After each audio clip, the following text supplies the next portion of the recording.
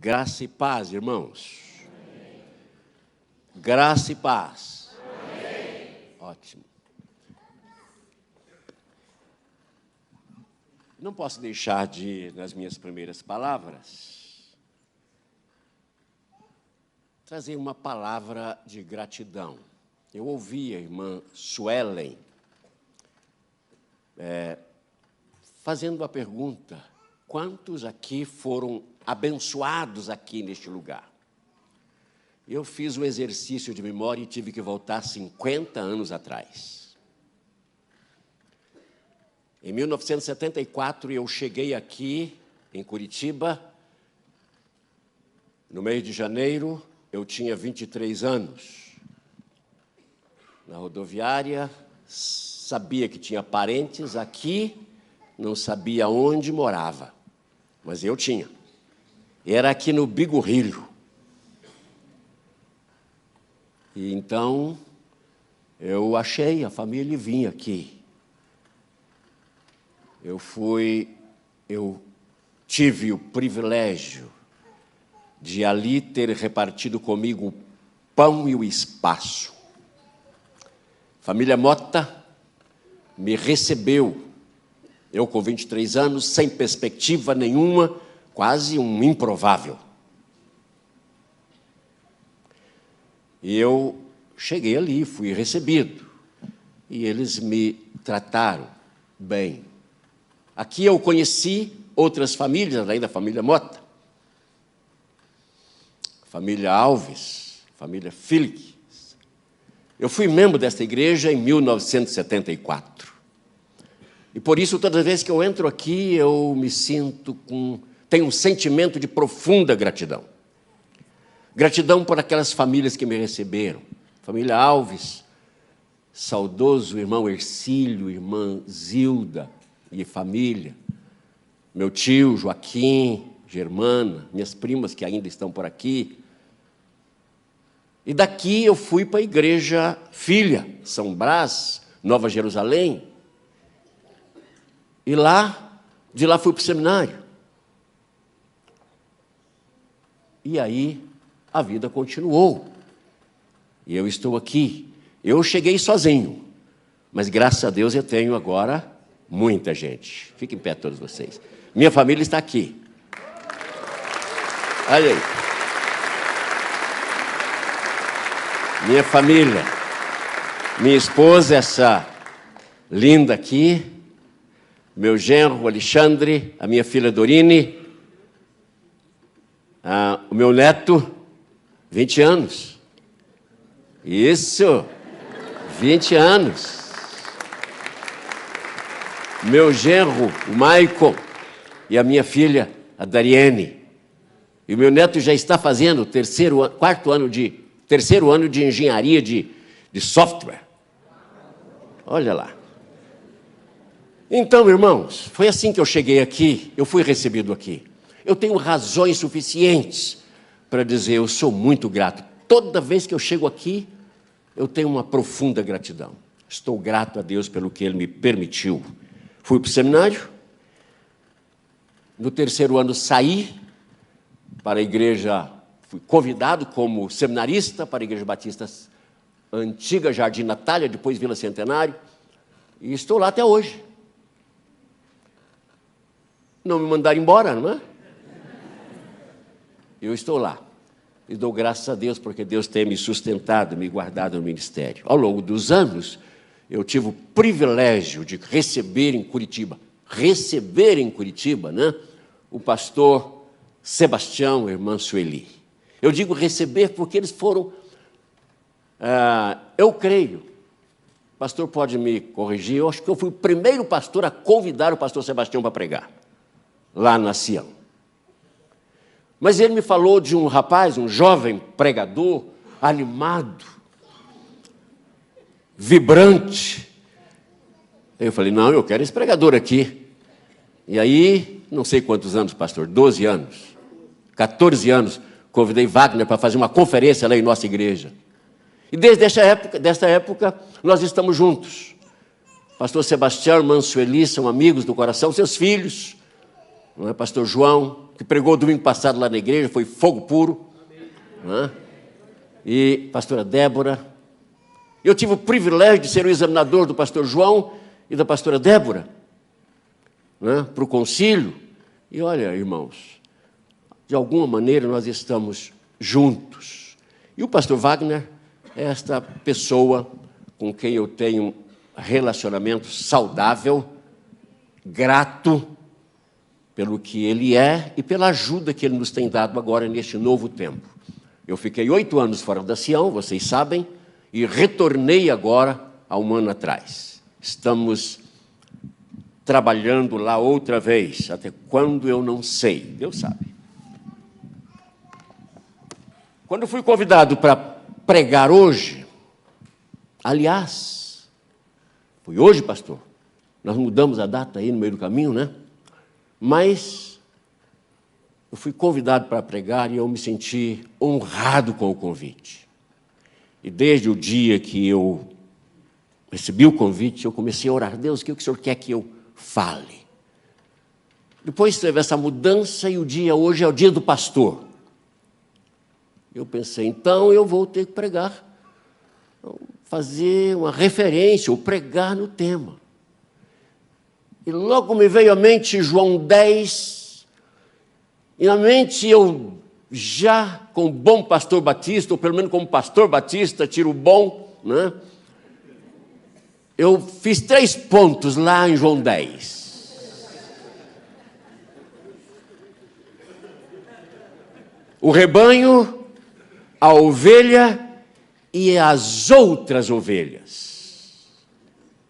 Em João 10, 16. Mas eu fui lutando e fui orando, Deus, é isso mesmo? E aí Deus mudou tudo. E bom, como é bom que Deus muda tudo, né? Aí eu já tenho uma palavra para a próxima, aniversário de pastor, ou posse de pastor, já tenho uma palavra preparada, mas Deus mudou. E eu quero que vocês abram comigo em Ezequiel 37. Eu sei, os pastores aqui sabem também, e você já deve ter ouvido inúmeros sermões nesse texto. Sermões de avivamento, por exemplo. Acho que eu tenho alguns com foco em avivamento espiritual. E quando eu li esse texto, eu pensei logo em avivamento espiritual. Mas não era isso que Deus queria comigo, e Deus não queria que eu pregasse sobre avivamento hoje. E eu gosto de pregar sobre avivamento. Porém, Deus mandou eu falar sobre o profeta da esperança entre a crise e a esperança. Profeta da esperança entre a crise e a esperança. Que não deixa também de ser um tema voltado para o dia do pastor. O poder do Senhor estava sobre mim, pelo seu Espírito, Ele me levou até um vale que estava cheio de ossos secos. E Ele me fez andar entre os ossos. Havia um número muito grande de ossos, todos eles sequíssimos. Depois disso, o Senhor me perguntou: filho do homem, você acha que estes ossos poderão voltar a viver? Eu respondi: ó soberano Senhor, essa resposta só o Senhor pode dar. Então ele me disse: profetize a estes ossos secos. Diga-lhes o seguinte: ossos secos, ouçam a palavra do Senhor. Assim diz o soberano, o Senhor, a estes ossos: farei a vida entrar novamente em vocês. Colocarei tendões e músculos, carne e pele sobre vocês. E depois lhes darei vida novamente. Assim vocês saberão que eu sou o Senhor. Obedeci ao Senhor e disse as palavras que ele tinha ordenado. Enquanto eu ainda estava profetizando, comecei a ouvir um barulho estranho, barulho de ossos batendo um contra os outros. Os ossos estavam se ajuntando, cada um ocupando o seu próprio lugar. Quando olhei novamente, os ossos foram cobertos de tendões, e os músculos de carne e depois de pele. Apesar disso, os corpos não tinham vida. Então o Senhor me disse: filho do homem, profetiza ao Espírito e diga: assim diz o soberano, o Senhor, o Espírito, ó Espírito, venha dos quatro cantos da terra e sopre nestes corpos mortos, para que eles vivam novamente. Profetizei conforme a ordem recebida, e o Espírito entrou neles. E os corpos ganharam vida e se levantaram. Eram muitos, tantos que podiam formar um grande exército. Depois disso o Senhor me disse: filho do homem, estes ossos representam o povo de Israel. Eles andam dizendo: nós não passamos de um monte de ossos secos. Já não temos mais esperança. Nossa nação acabou. E quando eu abrir as suas sepulturas e os fizer sair, finalmente, meu povo, vocês saberão que eu sou o Senhor. Colocarei o meu espírito em vocês, e assim vocês voltarão a viver. Então lhes darei novamente a posse de sua terra. E finalmente vocês saberão que eu, o Senhor, fiz estas promessas e vou cumprir o que prometi.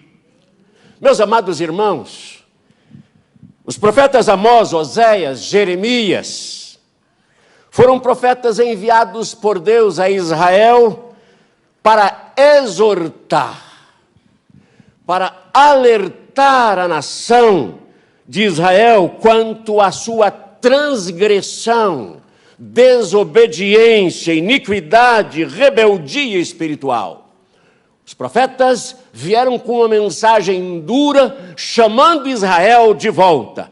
Uma mensagem de alerta, um convite para voltar para Deus. É interessante que Jeremias, ele escreve dizendo, também começando de madrugada: vos enviou o Senhor todos os seus servos, os profetas, mas vós não os escutastes, nem inclinaste os ouvidos para ouvir quando eu dizia: convertei-vos agora, cada um do seu mau caminho e da maldade das suas ações, habitai na terra que o Senhor vos deu a vossos pais desde os tempos. Mas apesar do alerta, a exortação dos profetas, Israel continuou endurecido, rebelde à ação de Deus. E é interessante que neste momento entra no cenário o profeta da esperança. Ezequiel é o chamado profeta da esperança. Mas esse profeta da esperança, mesmo sabendo que Amós, Jeremias e outros estavam alertando a nação, chamando a nação, convocando a nação para voltar para Deus, a cada dia Ezequiel observava que a nação estava indo a cada dia progredindo para o mal. A cada dia Ezequiel via o apodrecimento da nação. Meus amados irmãos, Ezequiel vê os resultados da desobediência, vê os frutos amargos da rebeldia. E é interessante, meus amados irmãos, que não apenas agora doentes eles estavam. Ezequiel vê mais do que uma doença, vê em lugar da enfermidade, a morte da nação. Sabe, meus irmãos, Ezequiel não vê mais uma doença, não vê mais só rebeldia, vê que a nação está morta. A desintegração orgânica da nação. E, meus queridos, agora ele estava naquela visão, vendo um monte de ossos secos. Ele estava literalmente em um cemitério abandonado. Ezequiel, o profeta da esperança, agora estava diante de uma crise. Agora ele estava entre a crise da nação e a esperança, da qual ele era o porta-voz. Mas ele estava numa crise tremenda. O profeta tinha na sua frente a maquete da desesperança. O profeta não via esperança. O povo estava caído. A esperança estava morta. E o verso 11 do texto lido diz que os ossos secos eram toda a casa de Israel. Não era uma parte, era toda Israel. Representava toda a nação. E o verso 13 vai nos dizer que eles estavam em sepulturas existenciais. Eles viviam, mas estavam mortos em termos existenciais. Haviam antecipado a morte por não terem tomado posse da vida. Israel vivia um momento, talvez o pior momento da sua história. Talvez o momento mais agudo da crise de Israel foi nesse tempo. Momentos difíceis. E sabe, meus queridos irmãos, crise. O profeta está diante de uma crise. Uma crise que desafiou mesmo a sua fé. E eu creio que nós também, como pessoas, às vezes, há momentos que nós nos deparamos diante de crises. Às vezes nós estamos diante de crises pessoais, emocionais, familiares, econômicas. Às vezes nós também entramos em crise. Às vezes a crise ameaça o nosso vigor, o vigor da nossa esperança em Deus. Tamanha é a crise que abate sobre nós muitas vezes, sobre as pessoas, que aquilo que nós temos armazenado, que nosso coração, que é a esperança em Deus, parece que ela se esvai. Ezequiel também viveu alguns desses momentos. Eu chamo de os momentos mais difíceis na vida de Ezequiel. E eu destaco aqui em primeiro plano a crise de Ezequiel, quando ele foi levado a um momento muito difícil, foi quando Deus, lá no verso 1,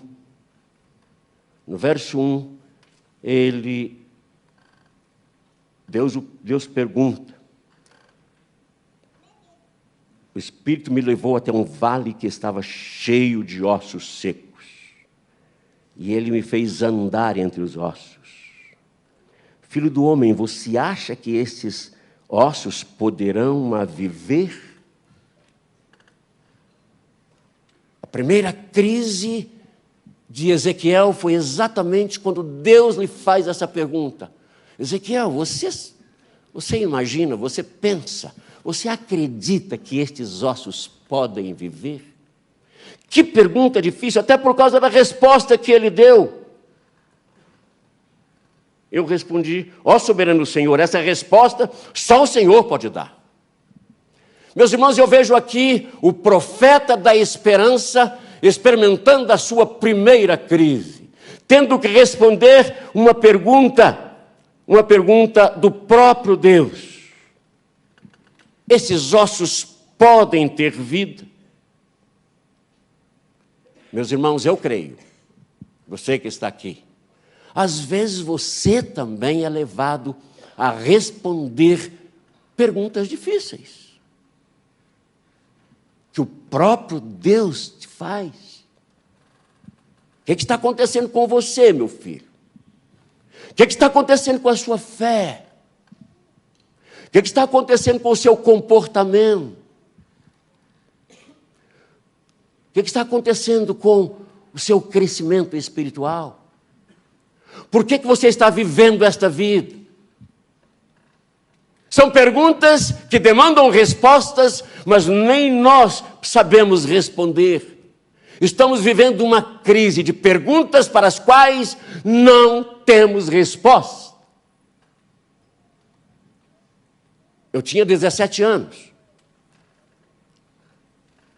E eu tive uma crise existencial. E eu fazia a pergunta, por que eu existo? E eu não tinha resposta. Por que eu estou aqui? E eu não tinha resposta. Para onde eu vou? E eu não tinha resposta. Até que eu conheci Jesus. Foi aonde eu encontrei respostas. Ah, meus irmãos, o Vale de Ossos Sequíssimos, um cemitério abandonado, lá estava Ezequiel diante de uma pergunta difícil. Esses ossos podem ter vida? Ele não tinha resposta. Senhor, só o Senhor sabe disso. Jesus foi a um lugar difícil também, muito difícil. Lá no deserto, Mateus 4. E com certeza, lá no deserto, diante do tentador, Jesus se auto-perguntou muitas coisas. O apóstolo João foi levado a um lugar difícil, lá na ilha de Patmos. E lá foi exilado. E eu não tenho dúvidas que lá no exílio, João olhava para o céu, olhava para as montanhas, olhava para o mar e fazia perguntas. Por que eu estou aqui? O que aconteceu comigo? Mas com certeza tinha perguntas também sem resposta.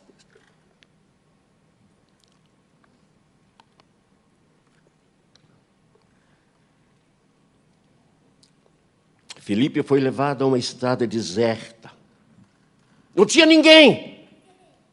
Lá, com certeza, no caminho, por que eu fui tirado de um lugar que tinha tanta gente?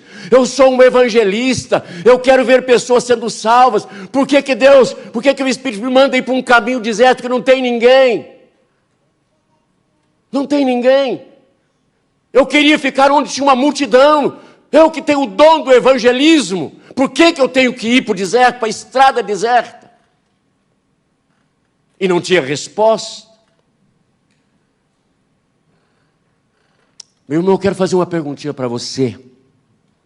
Onde Deus tem levado você, permitido que você esteja lá. E você faz perguntas sem respostas. E que você não tem coragem de responder, como o profeta Ezequiel. Senhor, só o Senhor sabe responder isso. A última experiência que eu tive o ano passado, final do ano passado, eu cheguei na sala de aula da faculdade. E eu encontrei um rapaz, eu entrei numa sala e a hora não era a hora da aula. Eu cheguei adiantado e ainda não era a minha sala e nem a dele. E eu cheguei e disse, boa noite. E ele quase me ignorou, mas deu um sinalzinho. Eu disse, tudo bem com você? Ele disse o seguinte,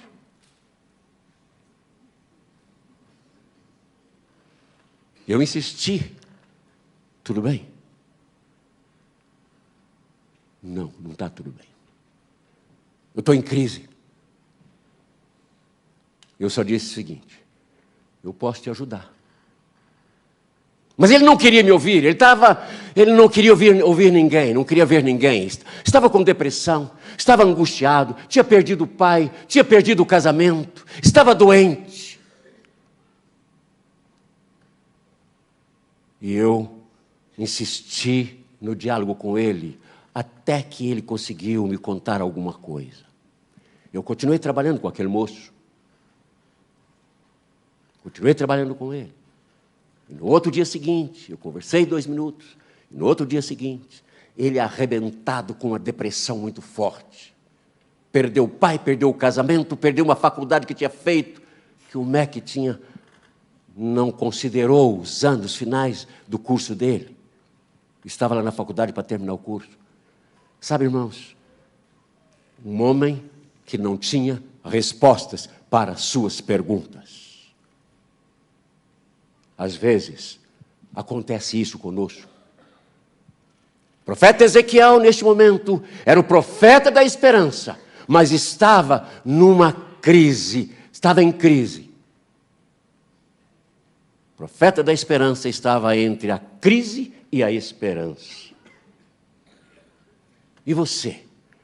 Será que você não está também passando por um momento de crise? Um momento difícil? Um momento em que você esteja fazendo perguntas e não tem encontrado respostas? O segundo momento do profeta Ezequiel é o momento quando Deus lhe faz uma pergunta difícil.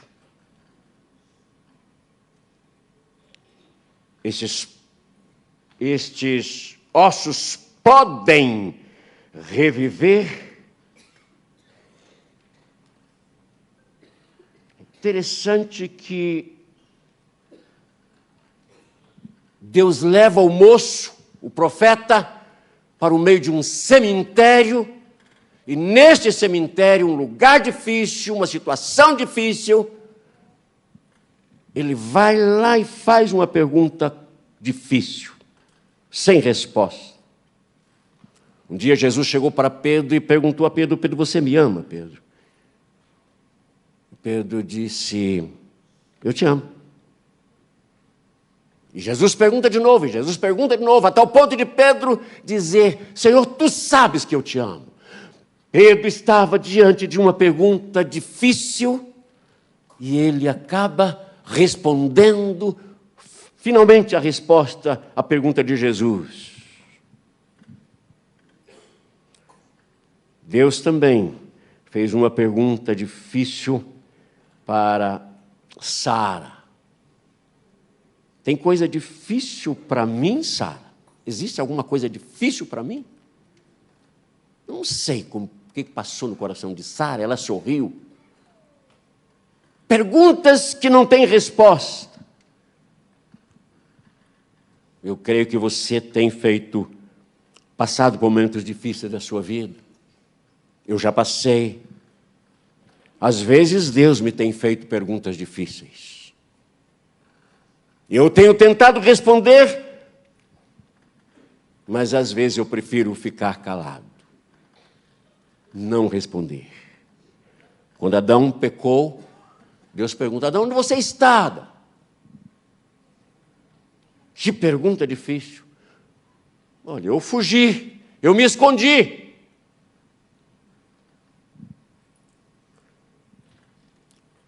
Jeremias estava um dia orando, e Deus fala com ele: olha, Jeremias, não ore mais. Não ore mais por estas pessoas. Não ore mais. Acaso seria qualquer coisa maravilhosa demais para mim? Mais uma pergunta. Tempos de perguntas. Quero dizer a você, meu irmão, que às vezes nós passamos a nossa vida fazendo pergunta. Qual é a pergunta difícil que você precisa responder, mas você não sabe? Você não tem resposta.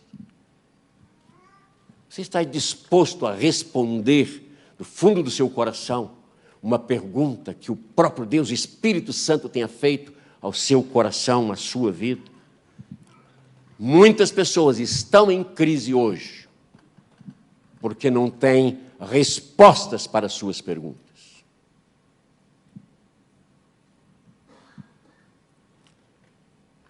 Há um momento também nesse texto em que Deus manda o profeta agora fazer algo muito difícil.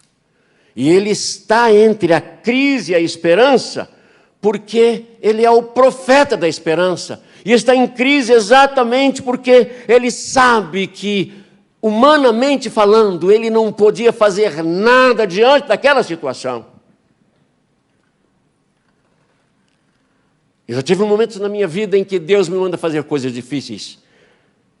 Porque Deus fala com Ezequiel: Ezequiel, profetiza, fale com estes ossos. Deus manda ele fazer uma coisa difícil. Eu não sei se fosse você que estivesse lá, você também não resistiria. Profetizar para ossos. Profetizar para ossos.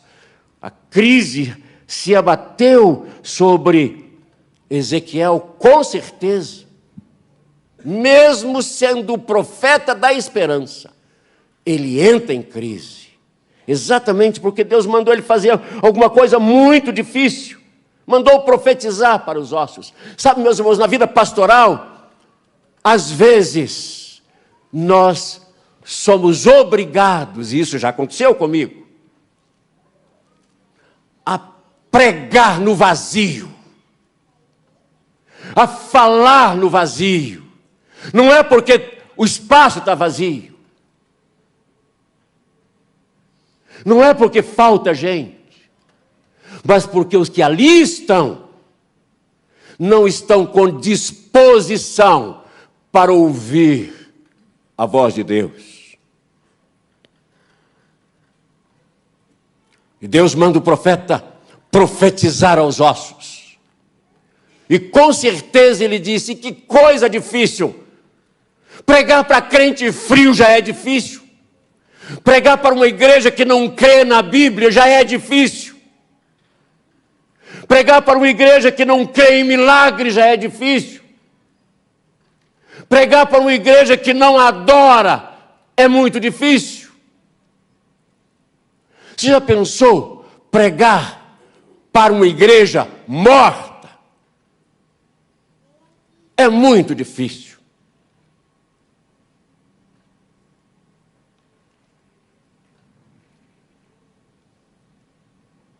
Profetize a estes ossos, Ezequiel. Que coisa difícil. É crise, com certeza. O profeta entra em crise. Será que Deus também não manda você fazer alguma coisa difícil, meu irmão? E você mesmo diz: é muito difícil. É muito difícil. Eu não consigo fazer isso. Isso é difícil. Eu já tive também momentos assim, em que Deus me mandava fazer coisas, me mandou fazer coisas. Eu disse: isso é muito difícil. E eu sentia nitidamente que Deus estava falando comigo para fazer. Eu tive resistência em fazer aquilo. Às vezes Deus nos manda fazer coisas difíceis. Deus mandou Abraão sacrificar o próprio filho, o único filho.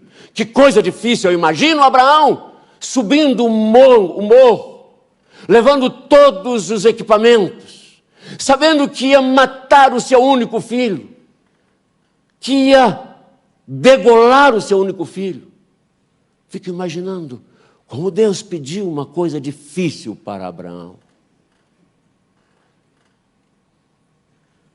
Deus te pede coisas difíceis também. Deus fala: Moisés, sai daqui, leva esse povo, vai levando esse povo. E quando chega lá na frente, Deus manda Moisés: Moisés, entra no mar com este povo. Entra no mar. Como? Entrar no mar com esse povo?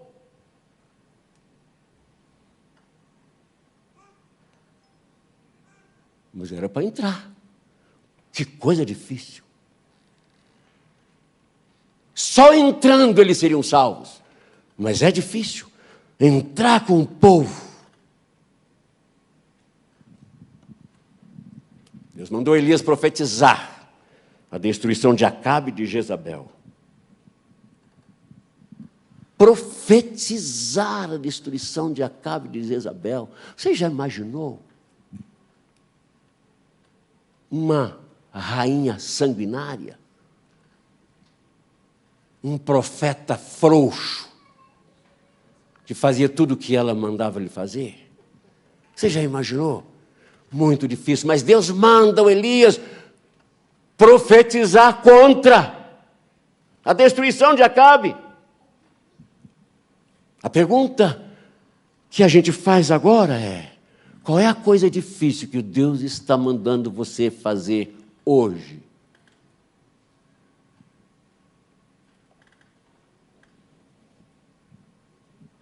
Qual é a coisa difícil que Deus está mandando você fazer lá na sua casa, com o seu filho?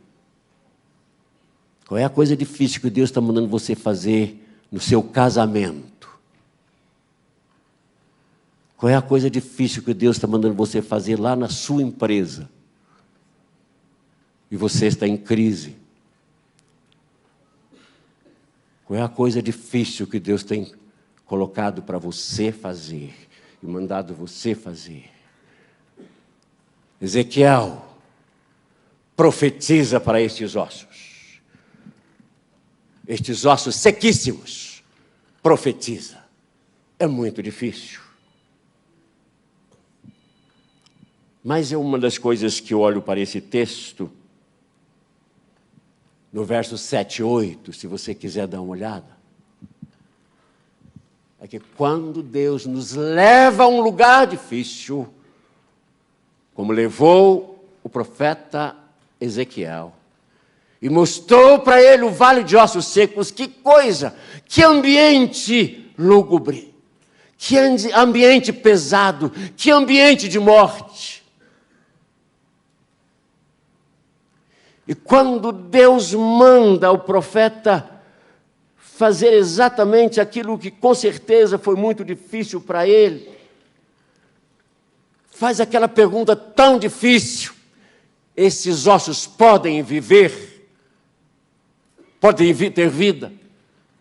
E ele fica extasiado diante da pergunta, e ele manda: você que sabe. Quando Deus manda fazer coisas difíceis, a gente faça coisas difíceis. A pergunta é: o que você faz? Você foge? Você reluta? Você questiona? Você já pensou se Abraão tivesse fugido da raia? Você já pensou se Moisés tivesse resistido? Você já pensou se outras situações bíblicas que nós já conhecemos tivesse uma negativa? Sabe, meus irmãos, eu descobri, olhando para esse texto, no verso 7 e 8, que Deus, quando nos coloca em um lugar difícil, que nos faz perguntas muito difíceis, que nos manda fazer coisas difíceis, Ele estará conosco. E Ele sabe fazer bem. E Ele sabe fazer bem aquilo que Ele manda a gente fazer. Interessante que Deus sabia fazer tudo o que Ele tinha mandado o profeta fazer. Quando Deus nos mostra as coisas difíceis que só Ele sabe fazer, meus amados irmãos, eu gosto de olhar para o texto lá de 1 Coríntios 2,9, as coisas que os olhos não viram, ouvidos não ouviram e não subiram ao coração dos homens, são as que Deus preparou para os que o amam. Sabe, meus amados irmãos, às vezes nós estamos em crise, porque Deus nos coloca em lugares difíceis. Deus nos coloca numa empresa difícil para trabalhar. Deus nos coloca numa faculdade difícil para estudar. Deus nos coloca em situações do cotidiano muito difícil. Nós esquecemos que Ele está lá. Às vezes Deus nos faz perguntas difíceis e a gente não responde, questiona e até briga com Deus. Quando nós devíamos simplesmente perguntar: Deus, o que quer que eu faça?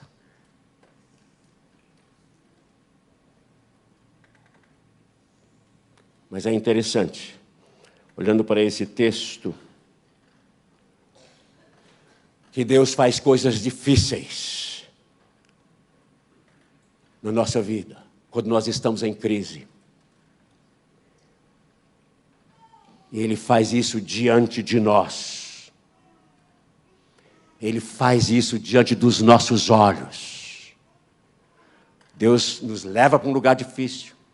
Ele nos faz perguntas difíceis que a gente não sabe responder, não tem condições de responder.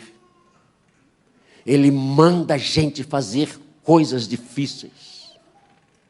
Mas é interessante que lá no verso 10, Ezequiel deve ter ficado assombrado com o que Deus fez. E é aqui que eu quero chamar a sua reflexão. Meus amados irmãos, e meu amado irmão, onde você estiver, aqui ou nas mídias sociais, onde você estiver, eu quero dizer uma coisa para você. Se Deus colocou você em algum lugar difícil, eu quero dizer que Deus está aí com você. Se Deus fizer a você uma pergunta difícil, não hesite em dizer: Deus, fala comigo, que eu estou ouvindo. Se Deus mandar você fazer alguma coisa difícil, não se preocupe, Ele está com você. E é interessante que quando o profeta está ali em crise, e eu não vejo, meus amados irmãos, outra maneira de ver o profeta Ezequiel, senão um profeta em crise. Porque o lugar era de crise, as perguntas geravam crise interior. Quando Deus manda ele fazer alguma coisa, ele tem que olhar e simplesmente dizer: isso é impossível. Como pode ossos secos virar gente? Mas é interessante que Ezequiel olha para aqueles ossos secos, e Deus começa a juntar aqueles ossos secos, e a Bíblia diz que fez ali um grande exército extremamente numeroso. Como você se comportaria diante dessa cena? Você em crise, dizendo não a uma série de coisas, dizendo que isso é impossível, e de repente Deus faz diante de você um reboliço, e os ossos começam a se juntar ao outro osso, e carne com carne, pele com pele, e a coisa começa a acontecer diante dos seus olhos. A pergunta é: qual seria o seu comportamento? Qual seria a sua reação? Sabe, eu tenho uma resposta para isso. Ezequiel, naquele momento, teve a consciência clara, nítida, que para Deus não existem impossíveis.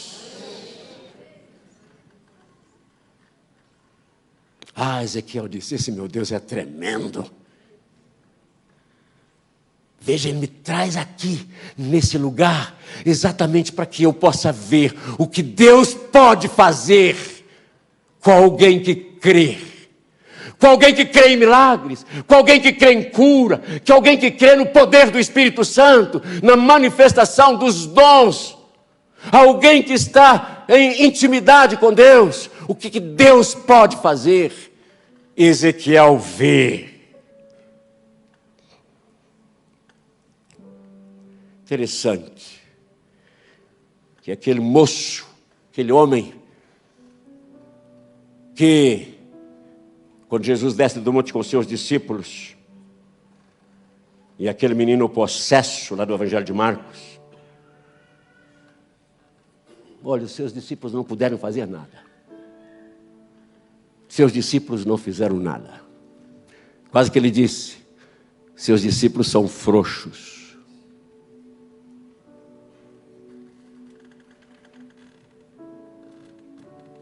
Mas Jesus disse: tu podes crer, tudo é possível ao que crê. Sabe, meu irmão, você está em crise. Deus te permitiu ir para um lugar difícil, estar num lugar difícil, num momento difícil. Deus tem te feito perguntas. Deus tem te permitido viver crise existencial, com perguntas que você não sabe responder. Deus tem mandado você fazer coisas difíceis. Eu quero dizer que se você crê, Deus está lá, em todos esses lugares com você. Basta você dizer: Deus, eu estou aqui. Você precisa que Deus faça alguma coisa difícil, impossível na sua vida? Tudo é possível ao que crê. Eu quero lembrar a você de uma coisa que tem me alertado para fatos do meu cotidiano.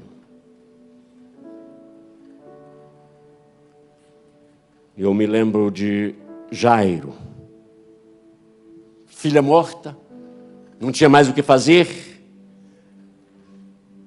mas Jesus não deixou ele se desesperar. Jesus disse assim, lembra? Filha de Jairo. Depois de contar a história dela, a menina morreu e tal, Jesus chega para ele e diz assim, não temas, crê somente. Não temas, crê somente. Eu tenho passado por momentos assim, que eu acabei de descrever. Em vários momentos da minha vida eu fui um profeta entre a crise e a esperança. Mas chegou o momento, quando eu ouvi a voz de Deus, Deus estava dizendo, basta você crer. Há 2 anos, há 3 anos atrás, eu tive um momento em que eu fiquei entre a crise e a esperança. A crise de estar com um câncer. A médica que me diagnosticou, antes de passar o resultado, eu e a esposa, não sei, eu acho que a filha estava, eu vi que ela se transtornou um pouco. Quem observa pessoas como nós observamos, pastores, eu vi que ela estava tensa, e ela não queria me dar o resultado, até que ela viu que não tinha jeito, porque eu fiquei tranquilo. Ela disse, olha, pastor, o senhor tem um câncer no colo, e o senhor precisa correr, só podia ser até 5, e o seu está com 8,5. E ela fez uma correria aquele dia. E no caminho de volta, quando ela ligou na mesma hora para o cirurgião, e disse, olha, estou mandando o pastor aí, amigo nosso, e eu quero que você acelere. E no meio do caminho eu recebo um telefonema, o senhor vem aqui, daqui até, me deu o quê? 40, 50 minutos para eu chegar lá no hospital. Aquele percurso, até que eu cheguei, irmãos, é um profeta entre a crise e a esperança. A crise porque eu estava diante de um diagnóstico difícil. A esperança porque eu creio que Jesus cura. A esperança porque eu creio que eu não morrerei, mas viverei e contarei as obras do Senhor. Sabe, meus irmãos, todos nós passamos por este momento de viver entre a crise e a esperança. Mas depois de viver essas 3 difíceis experiências, o profeta viu Deus fazendo coisa difícil. Deus fazendo coisas difíceis. E eu quero terminar dizendo a você,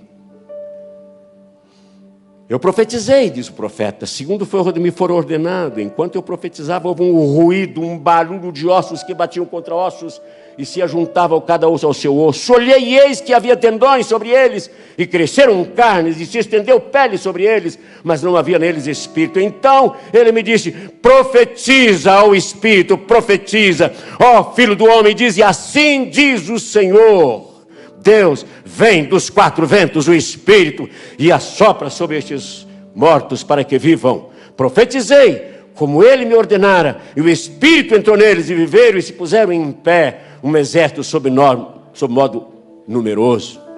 Meus irmãos, Deus faz coisas impossíveis, tremendas, mas Ele não abre mão da minha e da sua participação. Eu vou repetir isso. Deus faz coisas tremendas na sua vida, na minha vida.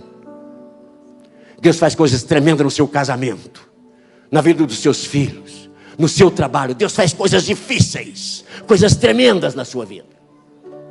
Só que Ele não abre mão da sua participação. Agora que você viu o profeta, agora você profetiza sobre estes corpos, profetiza sobre estes ossos. E interessante que agora, quando os ossos estavam ali, o profeta é chamado, profetiza ao Espírito agora, profetiza ao Filho do Homem, e diz: assim diz o Senhor Deus. Faça em nome do Senhor. Assim diz o Espírito, assim diz o Senhor Deus. E a participação do profeta foi soprar, foi chamar: venha sobre os 4 ventos o Espírito, ó Espírito, sopra sobre estes mortos para que vivam. E eu profetizei, diz o texto. É a participação do profeta no milagre. Sabe, Deus quer fazer milagre na sua vida. Deus fez um milagre na minha vida. E fez um milagre mesmo.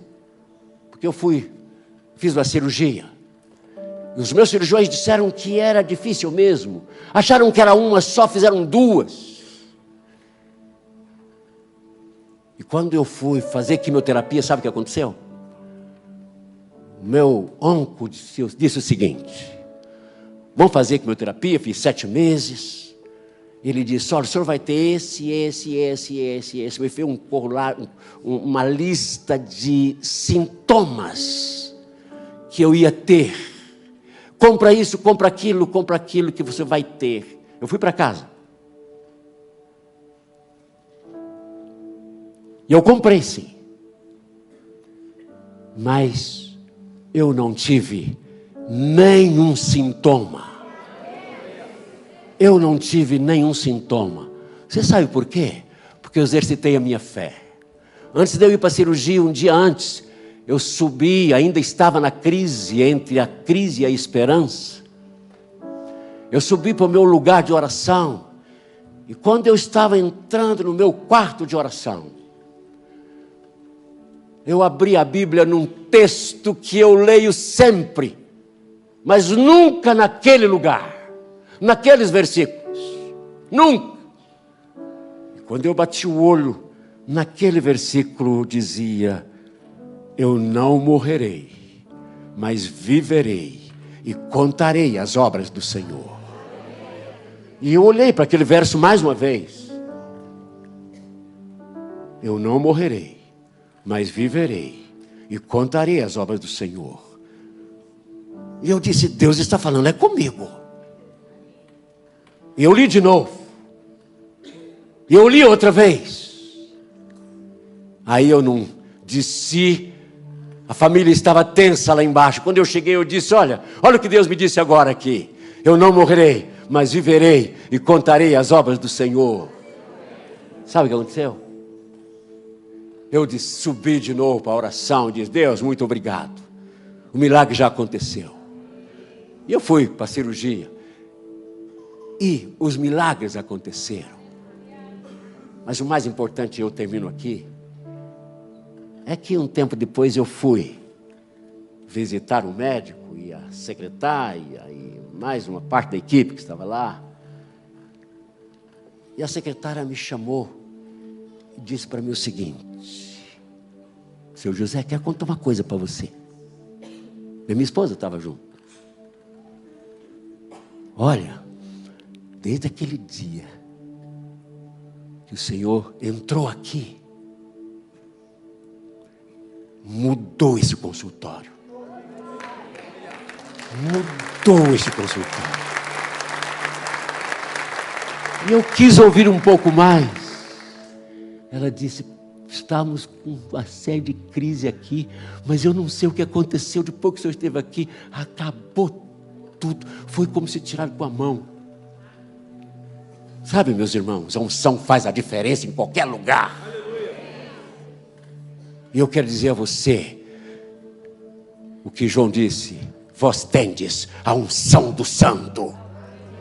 Você tem uma unção aí com você. Você não precisa estar entre a crise e a esperança. Você pode ter esperança de que milagres vão acontecer na sua vida, na sua história, no seu trabalho, na sua empresa, no seu casamento, na vida do seu filho. Deus vai fazer milagres. Você só precisa crer. Não há coisas difíceis para Deus. Deus é fiel. Tem alguma coisa difícil na sua vida? Em qualquer área da sua vida, que você está disposto a dizer: Deus, não tenho pergunta, não tenho resposta, eu não sei fazer nada, não tem como fazer, só o Senhor que sabe, mas uma coisa eu creio, que o Senhor faz, o Senhor está comigo.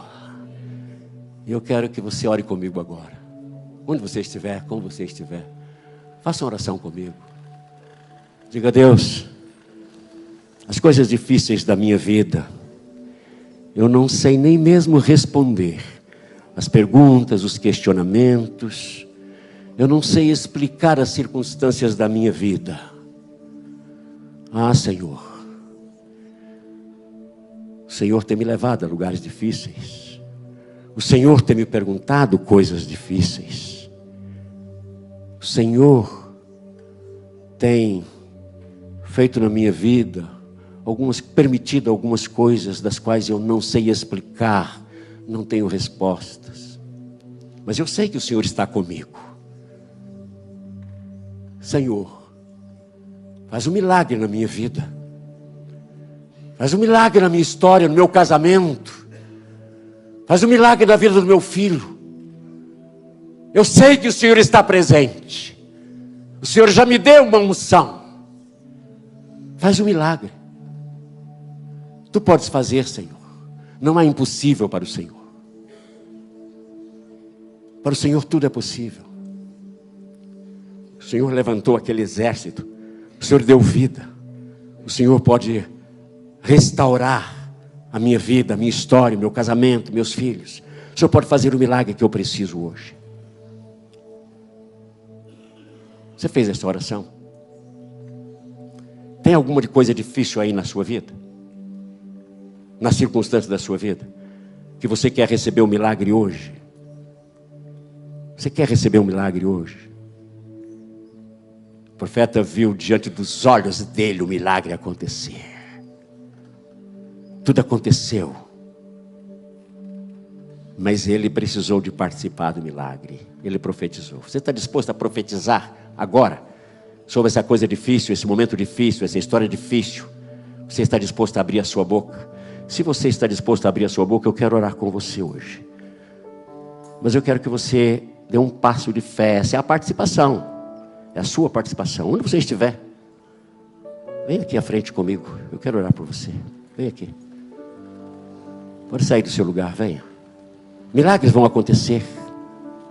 Milagres vão acontecer. Tem coisas difíceis. Tem coisas difíceis. Está difícil. Perguntas difíceis. Situações difíceis. Momentos difíceis. Quero dizer que Deus está com você, filho. Você não está sozinho.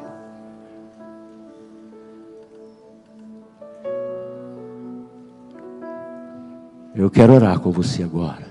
Eu vou pedir uma coisa para você. Aí onde você estiver, pontue para Deus, mostre para Deus: Deus, é esta situação que está difícil para mim. Esta circunstância está difícil para mim. Eu não sei o que fazer mais, mas eu creio em milagres. Eu creio no que o Senhor pode fazer. Fale isso. Coloque isso no altar agora. Saia daqui com o milagre. Saia daqui com este milagre na sua vida, na sua história.